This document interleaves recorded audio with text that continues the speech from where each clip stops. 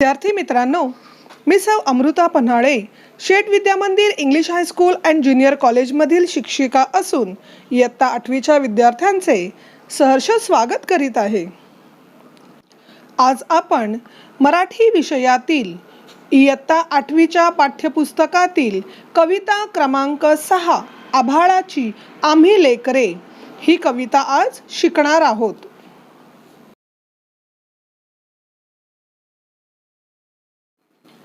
कविता क्रमांक 6 आभाळाची आम्ही लेकरे या कवितेचे कवी आहेत कवी वसंत बापट. त्यांचा जन्म 1922 आणि मृत्यू 2002. कवी वसंत बापट हे प्रसिद्ध कवी होते. त्यांची 11वी दिशा, सकीना, प्रवासाच्या कविता, शिंग फुंकिले रणी, मानसी, शूर मर्दाचा पोवाडा, मेघ हृदय, तेजसी, राजसी हे काव्यसंग्रह प्रसिद्ध होते. चंगामंगा, अबडक तबडक, आम्ही बाल गोविंद हे बालवाद्मय, 12 गावचं पाणी हे प्रवास वर्णन इत्यादी पुस्तके प्रसिद्ध आहेत. सर्व माणसे निसर्गाची लेकरे आहेत. या कष्टकऱ्यांमध्ये माणुसकीचे नाते अभंग असल्यामुळे त्यांच्यामध्ये कोणत्याही प्रकारचा भेदभाव नसतो. प्रस्तुत कवितेतून कवीने हा मानवतावादी व उदात्त विचार व संदेश दिला आहे. प्रस्तुत कविता शिंग फुंकिले रणी या काव्यसंग्रहातून घेतली आहे. आता आपण कवितेला सुरुवात करूया. आभाळाची आम्ही लेकरे, काळी माती आई, जात वेगळी नाही आम्हा, धर्म वेगळा नाही. कवितेतील कष्टकरी म्हणतो, आम्ही आभाळाची, निसर्गाची लेकरे आहोत. डोक्यावरील मोकळे आकाश हा आमचा पिता आणि पायाखालची धरणी माता काळी माती आहे, ती आमची माता आहे. आम्हाला वेगळी जात नहीं कि कोणता वेगळा धर्मही नहीं.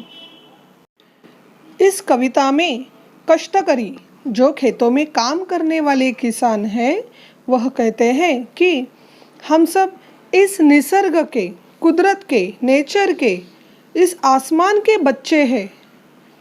हमारे सर पे जो खुला आसमान है वह हमारे पिता है और पैरों के नीचे जो ज़मीन है, धरती है, काली मिट्टी है, वह हमारी माँ, माता है. हमारी कोई जात नहीं, कोई धर्म नहीं, सिर्फ मेहनत कष्ट ही हमारी भाषा है. श्रमगंगेच्या तीरावरती कष्टकऱ्यांची अमुची वसती, नाव वेगळे नाही आम्हा, गाव वेगळा नाही. कष्टरूपी गंगेच्या किनारी आम्हा कष्टकऱ्यांची, मेहनत करणाऱ्यांची वस्ती आहे. कष्ट मेहनत करणे हीच आमची ओळख आहे. त्यामुळे आम्हाला वेगळे नाव, गाव असे काहीही नाही. श्रम, कष्ट, मेहनत करने वालों की इस गंगा किनारे हमारी वस्ती है. कष्ट मेहनत ही हमारी पहचान है, इसलिए हमें दूसरा कोई नाम या गाव नहीं है. इमान आम्हा एकच ठावे, घाम गाळूनी काम करावे, मार्ग वेगळा नाही आम्हा, स्वर्ग वेगळा नाही. आमची आमच्या कामावरती निष्ठा तसेच श्रद्धा आहे. घाम गाळूनच कष्ट करत राहणे हाच आमचा बाणा आहे. त्यामुळे आम्हाला कष्टाशिवाय दुसरा कोणताही मार्ग नाही आणि कष्टातून मिळणाऱ्या आनंदापेक्षा आम्हाला वेगळा कोणता स्वर्गही नाही. हमारी मेहनत पर ही हमारा विश्वास है. पसीना बहा के काम करना, कष्ट करना ही हमारा ध्येय है, लक्ष्य है.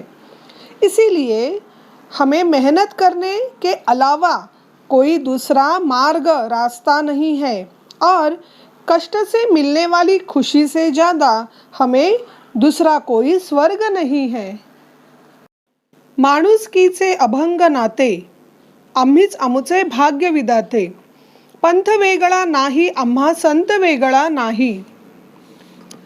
कष्टकऱ्यांमध्ये माणुसकीचे नाते आहे, ते आम्ही अखंड टिकवून ठेवले आहे. आम्हीच आमचे भाग्य निर्माण करणारे भाग्यविधाते आहोत. कष्टाशिवाय आमचा वेगळा पंथही नाही आणि वेगळा संतही नहीं.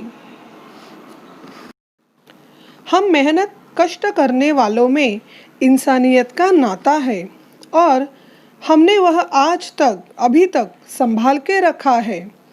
हम ही हमारी पहचान बनाने वाले, अपना नसीब बनाने वाले हैं. कष्ट के अलावा हमारा दूसरा कोई मार्ग नहीं है. कोटी कोटी है बळकट बाहू, जगन्नाथ रथ ओढून नेऊ. आस वेगळी नाही आम्हा ध्यास वेगळा नाही. आम्ही कोट्यावधी कष्टकऱ्यांचे कोटी कोटी मजबूत बाहू एक होऊन, एकत्र होऊन या जगन्नाथाचा हा भला मोठा रथ ओढून नेणार आहोत. म्हणजेच आम्ही आमच्या बाहुबलावर कष्टाचा डोंगर उभारणार आहोत. कष्टाशिवाय आमची इच्छा नहीं, आमचा वेगळा ध्यास नहीं. हम जैसे करोड़ों मेहनत करने वाले लोगों के करोड़ों हाथ साथ में मिला के यह जगन्नाथ का रथ खींच के लेके जाएंगे या लेके जाने वाले हैं. मतलब हम हमारे हाथों से यह कष्ट का पर्वत उठा ले जाएंगे. कष्ट के अलावा हमारी दूसरी कोई इच्छा नहीं, आकांक्षा नहीं, हमारा अलग से कोई दूसरा लक्ष्य नहीं. या कवितेद्वारे कवीने कष्टकऱ्यांचे जीवन मांडले आहे. ही निसर्गाची लेकरे आहेत. त्यांच्यातील माणुसकीचे नाते टिकून असल्यामुळे त्यांच्यात कोणत्याही प्रकारचा भेदभाव आढळत नाही. कष्ट हाच त्यांचा धर्म, कष्ट हीच त्यांची ओळख असते, असा हा कष्टकऱ्यांचा मानवतावादी जीवनविचार आणि संदेश प्रस्तुत कवितेतून कवी देऊ पाहत आहे. इस कविता में कवि ने खेतों में काम करने वाले, कष्ट करने वाले, मेहनत करने वाले किसानों की संघर्षमय गाथा बताई हुई है. ह्या कवितेवर आधारित तुम्हाला मी काही शब्दार्थ लिहून दिले आहेत, ते तुम्ही तुमच्या वहीत लिहून घ्यावेत. तसेच ह्या कवितेच्या खाली जो स्वाध्याय दिलेला आहे, त्या स्वाध्यायामध्ये प्रश्न क्रमांक 1 आहे की खालील अर्थाचे कवितेतील शब्द शोधा. कवितेमध्ये जसं शब्द दिलेले आहेत तुम्हाला ते शोधायचे आहेत. किनारा. आता किनाऱ्यासाठी कोणता शब्द दिला आहे? किनारा तीर, इच्छा आस, अखंड अभंग, आकाश आभाळ हे शब्द दिलेले आहेत. हे कवितेतच दिलेले आहेत, तुम्हाला फक्त ते शोधायचे होते. तुम्हाला ते मी सांगितले आहेत, तुम्ही ते लिहून काढू शकता. तसंच प्रश्न क्रमांक 2, कवितेतील आत्मविश्वास व्यक्त करणाऱ्या काव्य पंक्ती. आत्मविश्वास, कॉन्फिडेंस, आत्मनिर्भरता व्यक्त करणाऱ्या जो भी काव्य पंक्ति है वो आपको लिखना है. तो उसमें क्या है? 1 नंबर, आम्हीच आमचे भाग्यविधाते. 2, कोटी कोटी हे बळकट बाहू, जगन्नाथ रथ ओढून नेऊ. ह्या 2 पंक्ती आहेत. त्यानंतर प्रश्न क्रमांक 3, कवितेतील ऐक्याचा संदेश देणाऱ्या काव्यपंक्ती. ऐक्याचा मतलब एकजूट, एकमत संदेश देणारा कोणत्या ओळी आहेत? तर त्या आहेत, त्याचं उत्तर आहे 1 नंबर, जात वेगळी नाही आम्हा धर्म वेगळा नाही. 2, नाव वेगळे नाही आम्हा गाव वेगळा नाही. 3, पंथ वेगळा नाही आम्हा संत वेगळा नाही. आणि 4 नंबर आहे माणुसकीचे अभंग नाते. या प्रश्नाचं हे उत्तर आहे. आता हा प्रश्न क्रमांक 4 आहे. त्यात माणुसकीचे अभंग नाते आम्हीच आमचे भाग्य विधाते या काव्यपंक्तीतून कवीने सूचित केलेला विचार तुमच्या शब्दात मांडा. तर ह्यामध्ये या प्रश्नाचं उत्तर लिहिताना तुम्हाला 2 पार्टमध्ये लिहायचं आहे. पहिला पार्ट येणार आहे प्रस्तावना. तर प्रस्तावनामध्ये तुम्हाला लिहायचं आहे की या कवितेचं नाव काय आहे, कवितेचे कवी कोण आहेत आणि कवींनी त्या शेतकऱ्यांबद्दल त्या कवितेत काय सांगितले आहे. आणि दुसरा पार्ट जो आहे तो स्पष्टीकरण. ही जी लाईन तुम्हाला दिली आहे त्या बाबतीत कवीने काय एक्सप्लेनेशन सांगितलं आहे ते तुम्हाला त्या स्पष्टीकरणमध्ये लिहायचं आहे.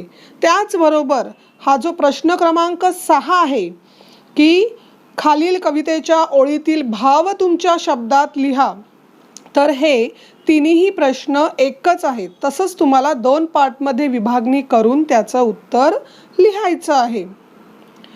त्यानंतर प्रश्न क्रमांक 5 आहे, कवितेतील यमक जुळणाऱ्या शब्दांच्या जोड्या शोधून लिहा. आता यमक म्हणजे काय, तर ज्याला आपण इंग्लिशमध्ये रायमिंग वर्ड्स म्हणतो. त्यात 1 नंबर, तीरावरती वसती, ठावे करावे, नाते भाग्य विधाते, वाहू नेऊ, नाव गाव, मार्ग स्वर्ग, पंथ संत, आस ध्यास, असे हे रायमिंग वर्ड्स तुम्हाला तिथे लिहायचे आहेत.